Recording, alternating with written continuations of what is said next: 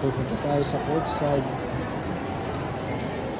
Pero nalagpasan natin, babalik na lang tayo mamaya. Kasama ko ngayon si tropa natin, Azilak. Channel niya, check nyo na lang. Ililink ko na lang sa, okay, pipin ko sa comment section.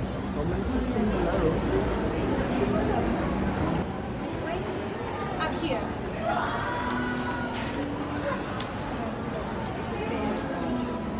Bili ka lang pala. Bili mo lang 500. Special feature ko, challenge.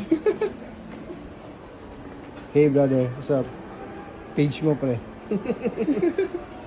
Azila. Silak. Yun lang. Try natin to. Kaya nandito tayo sa courtside ngayon. Babalik tayo sa pag-check ng RIPA kung worth it pa ba ngayong 2024. Try natin to. Courtside, Glorieta 3 yata to. Wala bro. Bayaran mo na brother. Binayaran ko na yun. Tatanong ko lang kung ano yung figure yan. Ayan, check mo. Ay, ano yan? Reservation. Okay. Okay na po. Okay. Salamat. So, yun na nga. Kakarating lang natin galing sa Glorieta from courtside.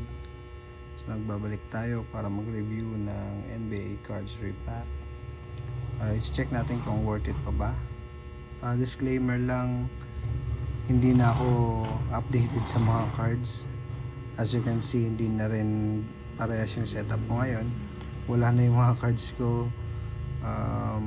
Actually nasa nasa kabilang bahay, naka-stock na lang. But syempre pag hobby mo, babalik at babalikan mo. Nagkataon lang na nadaanan ko kanina. So nag-check na ako, bumili ako ng 2 pack. So yan, ito. Check natin agad. So pasensya na kung hindi ko kabisado yung mga cards, i-correct na lang ninyo ako. Ayan. So familiar naman tayo. Check na lang natin yung mga years. Ayan. Ito. Ayan. Ito yung binili natin. Ayan. Actually pag pumunta ka doon sa courtside, pwede ka mamili. I-review natin. Ayan. So 150 pesos siya. Courtside repack, assorted basketball cards, 20 pieces or more. And hindi na pinili ko to kasi nakita ko my house Kevin Durant, tapos dito sa kabila my house, I believe this is Trae Young kasi may Atlanta Hawks, pero hindi ko rin makita dito sa baba. Yan, hindi na natin patatagalin, buksan natin to. Unahin natin dito kay Kevin Durant. Wala rin akong setup ng lalagyan dito, card holder, kung may sleeves ba to. Yan, buksan natin. Ako naman, wala naman akong pili sa mga cards, basta maganda sa paningin ko at okay yung players. So, go tayo dyan. Ito, 3 years ago pa yung last yata, hindi ko lang sure. Sige, yun, naka-sleeves naman siya. Check natin. Tabi muna natin to. Yan, yung unang cards. Insert, Craftsman, James Harden. Brooklyn pa siya dito. So, piling ko outdated na to. Yan, 2022 pa to. Yung cards na to. 2022 pa yan. 22 pang cards. Tapos sunod, DeJounte Murray, Spurs, tagal na rin to, 2021 pa to. Mosaic, wala rin siyang sleeves. Wala.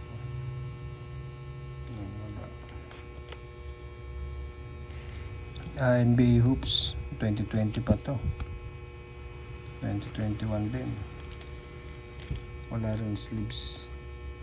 Ito, Kyle Lowry, 2022.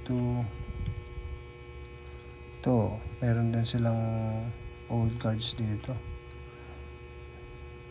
Ko alam kung 90s or 2000s, early 2000s to. Bullets.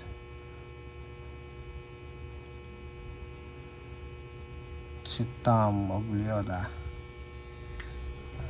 Meron tayong Optic, Donruss, Kevin Love. 2019 pa to, tagal na. Itong Mosaic na Kira Lewis Jr. 2022 din. Old cards tayo, rookie cards, si Randy Woods.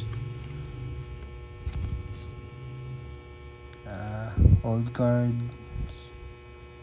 John Koncak. Old, ito rin, luma na rin tong Donruss na to. Luma na rin siya.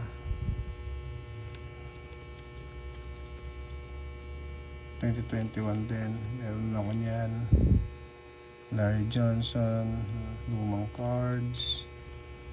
So dito is yung binaliktad. My House, Kevin Durant. Brooklyn din to, 2022.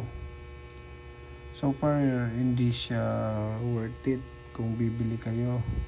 Hindi sa naninira, pero kung bibili kayo sa courtside, hindi worth it yung pagbili nyo ng cards na to. 2020. Tapos may old card na naman, Latrell Sprewell. Old card again. So, luma rin tong Elite na to, 2023. I mean, when I say luma, hindi siya updated na mga card ngayon 2024. And then rin. Ito meron isa. Gawin natin dito yan.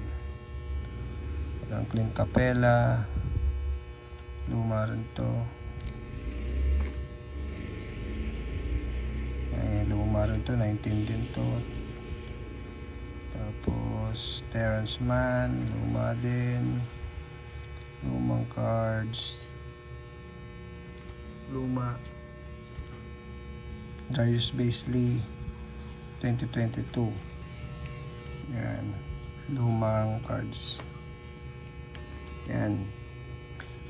Ito naman yung second na repack. Buksan natin. Feeling ko ganun din ang mga laman nito.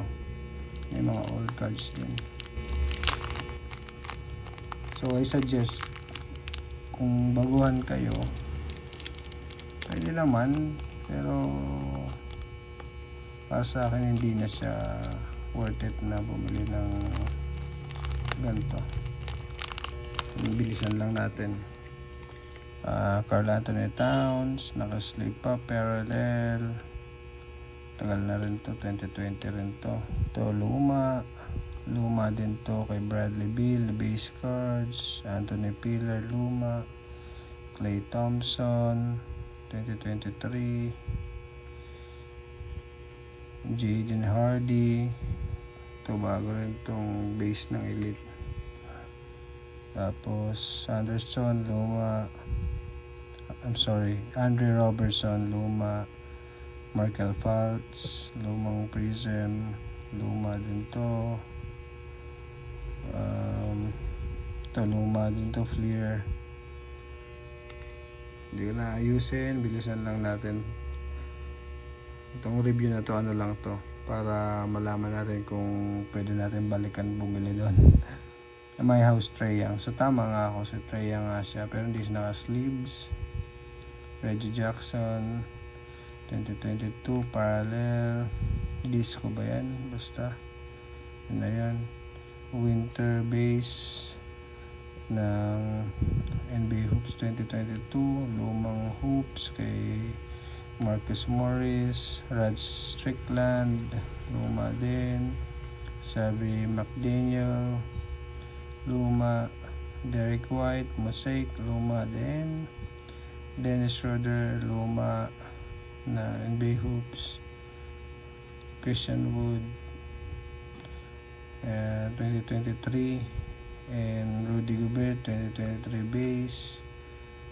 base card. Yun.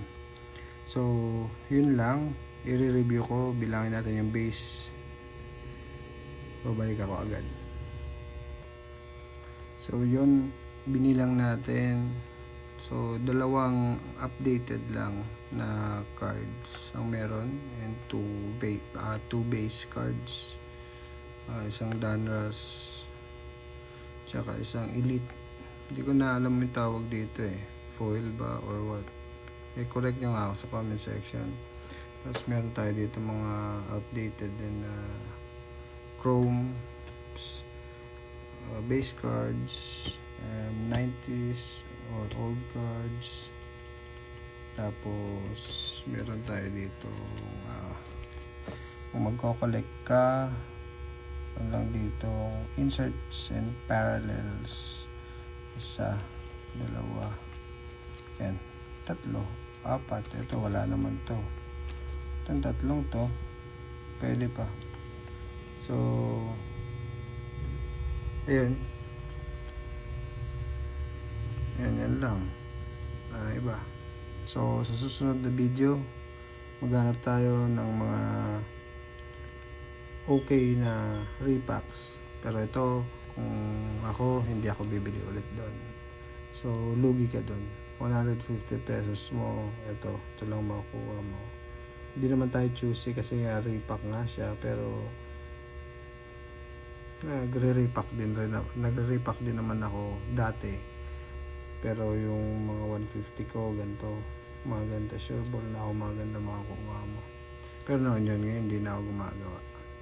So yan, ito. So sa susunod ulit, peace out.